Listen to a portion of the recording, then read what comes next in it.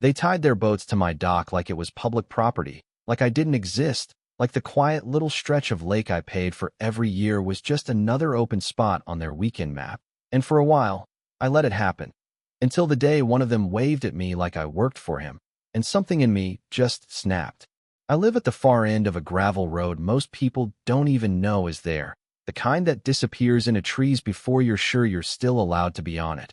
And at the end of that road sits my place. Nothing fancy, just a low, cedar-sided house with a screen porch that faces the water and a dock my grandfather built back when his hands were still steady and his back didn't ache every morning. He used to say that dock would outlast both of us, and honestly, he might have been right. Those planks are worn silver now, smoothed by decades of weather and footsteps, but they're still solid, still grounded deep in the lake bed like they've got something to prove. Mornings out there are quiet in a way that feels earned, like the world hasn't quite decided to start yet. The water sits flat and coppery under the sunrise, and if you stand still long enough you can hear fish turning just beneath the surface. That's why I bought the place from my uncle after my grandfather passed, not for investment, not for show, just for that feeling, for the kind of quiet you can't fake. Now about 3 lots down, just far enough that you can hear them before you see them, lives a guy named Travis Calloway. And Travis is the kind of man who doesn't lower his voice because he's never had a reason to. He's got a white speedboat that gleams like it's never touched real water, always polished, always loud, and somehow always surrounded by people who seem just as loud as he is. Every Friday, like clockwork, more trucks start rolling in, more boats, coolers stacked like they're preparing for something bigger than a weekend, music spilling out across the lake like it's their personal amphitheater. At first, it was just noise, and I figured, fine, people have fun. It's a lake. That's part of the deal. But then one Saturday morning, I walked down to my dock with a cup of coffee still steaming in my hand. And there it was, a boat tied off on the far cleat. Not drifting, not lost, tied. Like it belonged there. I remember just standing there for a second, not even mad yet, just confused. I looked around like maybe someone was about to jog up and say, "Hey, sorry. Wrong spot," but nothing. Just the sound of someone laughing from further down the shore. So I untied it. Didn't make a scene, didn't shout, just loosened the rope and gave it a gentle push back into the water, watched it drift a few feet off, figured whoever it belonged to would notice and maybe think twice next time. They didn't. Next weekend, there were 2 boats. Same deal, tied up clean and confident, like they'd done it 100 times. That was the first time I walked down the shoreline toward Travis's place. Not angry exactly, but firm enough that I knew I wasn't turning back halfway. He was on his deck with a drink in hand, music behind him, a couple people leaning on the railing, and when I got close enough, I called out, "Hey, one of those boats is tied to my dock." He looked at me like I'd just pointed out the sky was blue. "Yeah," he said, casual as anything. "Yeah," I said, "it's private." He shrugged, took a sip. "It's just for the day, man. Relax." Relax. That word stuck with me longer than it should have.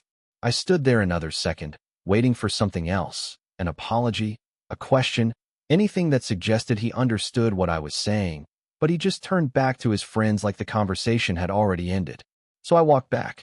And again, I let it go. I told myself it wasn't worth escalating, that people get territorial over stupid things, that I wasn't going to be that guy. But then the weekends kept coming, and the boats kept showing up, and each time they tied off like it was the most natural thing in the world, like my dock wasn't mine, like ownership was just optional. By June, it wasn't 1 or 2 anymore. It was 3. 3 boats lined up along those old cedar planks my grandfather built, bumping gently against them like they'd always belonged there, ropes pulled tight, coolers getting unloaded, people stepping across my dock without even looking toward the house. 6 strangers one morning. 6. And not one of them knocked. Not one of them called out. Nothing. I walked down that morning slower than usual, not because I was calm, but because I could feel something building in my chest that I didn't trust yet. Like if I moved too fast, I'd say something I couldn't take back. One of them noticed me. A guy in mirrored sunglasses, leaning against the rail like he'd been there all his life. He lifted his hand and gave me a little wave, the kind you give a bartender when you want another drink. That was it. That was the moment. Not the noise, not the trespassing, not even Travis brushing me off. It was that wave, that assumption, that quiet little signal that in his mind, I was part of the scenery, or worse, part of the service. I didn't say anything, didn't raise my voice. I just turned around, walked back up to the house, and sat down at my kitchen table. And for the first time since this whole thing started, I stopped asking myself if it was worth it, and started asking what exactly I could do about it. I sat there longer than I expected, just staring at the grain of the table like it might spell something out for me if I gave it enough time. Because the truth is, I'm not a confrontational person, never have been. I don't enjoy arguing, I don't enjoy making scenes, and up until that point I'd convinced myself that keeping the peace was somehow the same thing as doing the right thing. But that morning, something shifted, not loud, not dramatic, just quiet and certain. I got up, walked over to the small desk by the window, and pulled out the folder that held all the paperwork for the property, closing documents, tax assessments, the old survey map my uncle had insisted I keep. It wasn't anger driving me at that point, not exactly. It was something colder, something more deliberate. I started reading, line by line, parcel numbers, boundary descriptions, shoreline measurements, things I'd glanced at before but never really studied. That's when I saw it, buried in the classification notes. Private riparian access. I read it twice, then a third time, just to make sure I wasn't filling in meaning that wasn't there. Private, not shared, not implied, not open to interpretation. I grabbed my laptop, started digging deeper, county codes, local ordinances, anything that mentioned docks, mooring rights, enforcement. It wasn't fast, and it wasn't particularly exciting, but it was clear, clearer than any conversation I'd had with Travis. If a dock like mine was registered properly, it could legally function as a private mooring facility, which meant no one could tie up there without explicit permission, written permission. That word stuck with me. Written. Not a shrug, not a just for the day, not a wave from behind mirrored sunglasses. Something real, something enforceable. The next morning, I drove into town, a place called Millbrook, small enough that the same pickup trucks are always parked outside the same diner, and everyone seems to know which business you're headed to before you even open the door. The county office sat between a hardware store and a place that still sold VHS tapes, in the window, like time, had just stopped there. Inside, it smelled like paper and old air conditioning, and behind the counter was a woman named Denise, late 50s maybe, glasses hanging low on her nose, the kind of person who doesn't rush because she doesn't have to. I told her what was going on, kept it simple, just the facts, and she listened without interrupting, just nodding occasionally like she'd heard versions of this before. When I finished, she leaned back slightly and said, "You're not wrong, you know." That was the first bit of validation I'd gotten since this started, and I didn't realize how much I needed it until I heard it. She walked me through the process, forms to fill out, a modest registration fee, requirements for signage, documentation. Nothing complicated, but very specific, like the system didn't care about your frustration, only whether you followed the steps. So I did. Every single one of them. I filed the paperwork that same day, paid the fee, $112, not exactly a fortune, but enough that it felt like I was committing to something. Denise stamped the forms, slid me copies, and said, "Give it a few days to process, then make sure you post your notices clearly. After that, enforcement can step in if needed." If needed. I remember nodding like I understood exactly what that meant, but honestly, I wasn't sure yet how far I was willing to take it. The next few days were quiet, almost suspiciously quiet. No boats, no music drifting across the water, just the usual sounds I'd gotten used to before all this started. Part of me wondered if maybe word had gotten around, if maybe Travis had decided it wasn't worth the trouble, but another part of me knew better. Friday came, and right on schedule. I heard it. Engines in the distance, laughter carried over water, that same low thump of bass that never quite lines up with the rhythm of the lake. I didn't go down right away. Instead, I finished what I was doing, took my time, and then walked out to the dock with a small stack of laminated signs I'd picked up from a print shop in town. Private mooring, written authorization required. Simple, direct, impossible to misread. I attached one to each piling, secured them tight enough that wind and water wouldn't peel them away, and when I stepped back, there was no ambiguity left.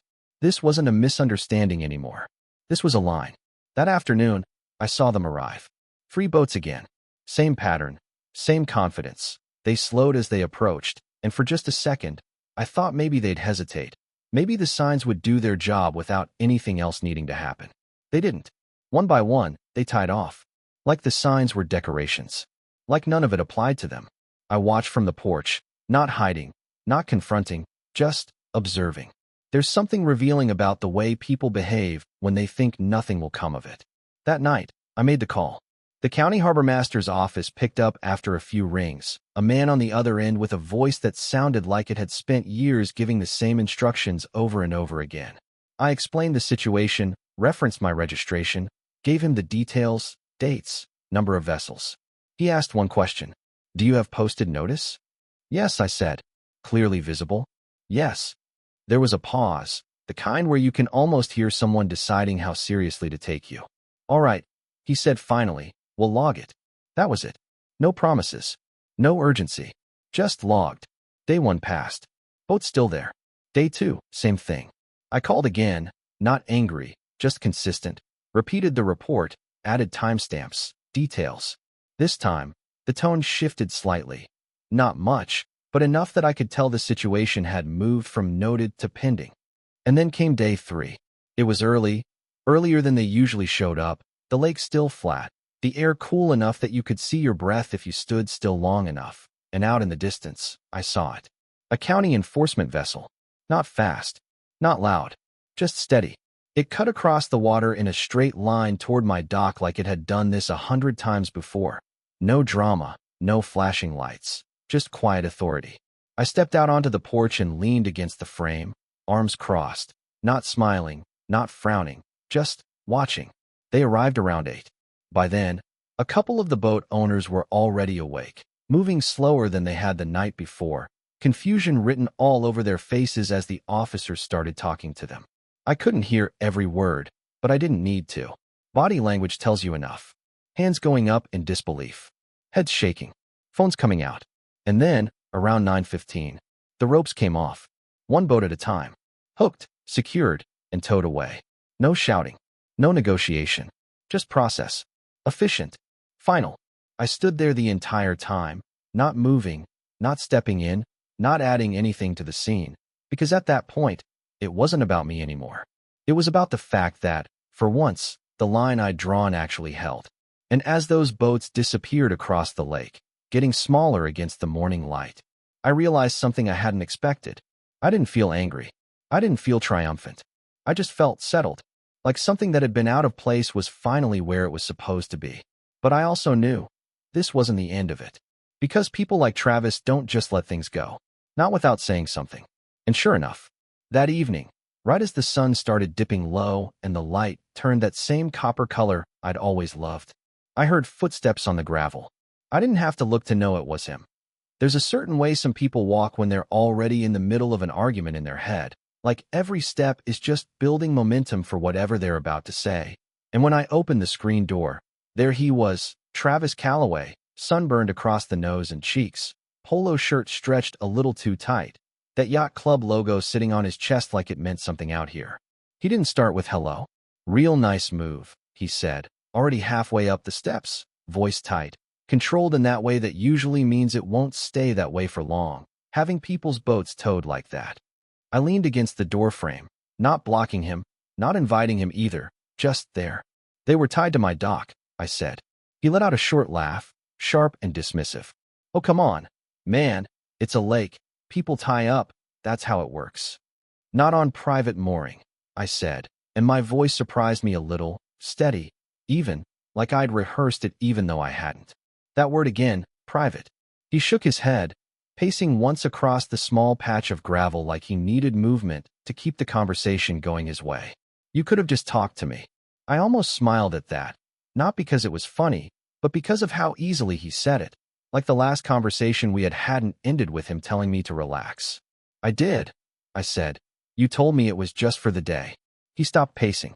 For a second, just a second, something flickered there. Not quite guilt, but maybe recognition, like he remembered and didn't like how it sounded coming back at him. Then it hardened. This is harassment, he said, louder now, the edge finally breaking through. You don't just call an enforcement over something like that. People use docks all the time around here. I pushed off the frame and stepped inside for a moment, leaving him standing there, and grabbed the folder I'd put together over the past week. Copies of the registration, the ordinance printouts, the fee schedule Denise had helped me track down. When I came back, I handed it to him. "Go ahead," I said. He took it, more out of reflex than willingness, flipping it open with the same confidence he'd had when he walked up, but that confidence started to thin the further he got in. His eyes moved slower, his jaw tightening just slightly as the words stopped being abstract and started being specific. "You registered it?" he said, quieter now. "Yeah. And they can just tow like that." "If it's unauthorized," I said. "Yeah." He flipped to the last page, the one I printed separately, clean and simple. Private mooring agreement terms. 30-day minimum. Payable in advance. Rates clearly listed. He looked up at me then, and there was something different in his expression now.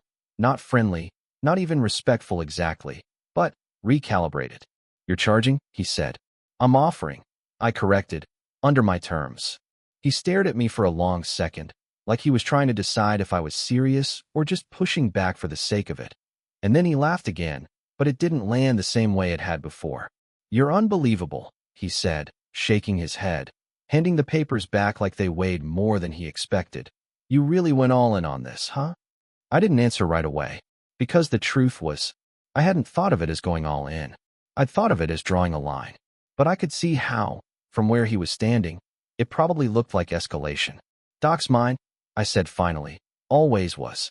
He exhaled through his nose, looked past me toward the water like it might offer him a different version of this situation. But the lake was quiet, empty where those boats had been that morning, nothing to argue with. "You know this is going to cost people," he said. I met his eyes.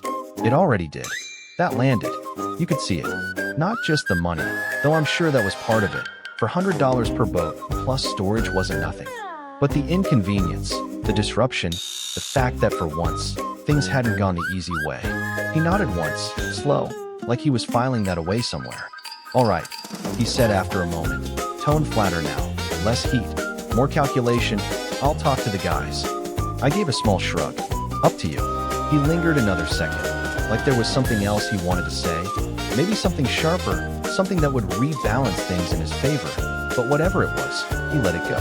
Then he turned, walked back down the gravel path, steps a little less certain than when he'd come up. I stood there until I couldn't hear him anymore. The next few days were quiet again. Not tense, just quiet. And then, about a week later, there was a knock. Not footsteps. Not voices drifting across the water. A knock. I opened the door, and there he was again, Travis. But this time he wasn't alone. One of the other guys stood a few feet behind him, hands in his pockets, not saying much. Travis held up a folded piece of paper. "We'll do the agreement," he said. No attitude. No sarcasm. Just business. I stepped aside, let them in, and we sat at the same kitchen table where this whole thing had started. The grain still didn't have any answers, but I didn't need it to anymore. We went over the terms. 30 days. Upfront payment. Conditions clear. No gray areas. He signed first. His friend followed. And just like that, the dock was still mine, but now it was something else too. Defined. Respected. On paper, not just in principle. After they left, I walked down to the water again. Same dock, same planks, same quiet stretching out across the lake, but it felt different. Not bigger, not better, just settled, like something had been corrected. And here's the part one keep coming back to. I didn't set out to make enemies. I didn't set out to charge people or call in enforcement or turn a quiet piece of lake into some kind of rulebook.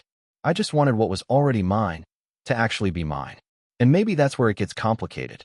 Because depending on who you ask, I'm either the guy who stood up for his property or the guy who escalated something that could have stayed simple. Maybe Travis tells it differently. Maybe his version has me as the difficult neighbor, the one who couldn't just let people enjoy the water. I don't know. What I do know is they don't tie up without asking anymore. Not once. So I'll leave it there. Was I right to take it that far? Or should I have just let it go and kept the peace? Because out here, on a quiet lake where everyone thinks they understand the rules, turns out, not everyone agrees on where the line is. Let me know what you think.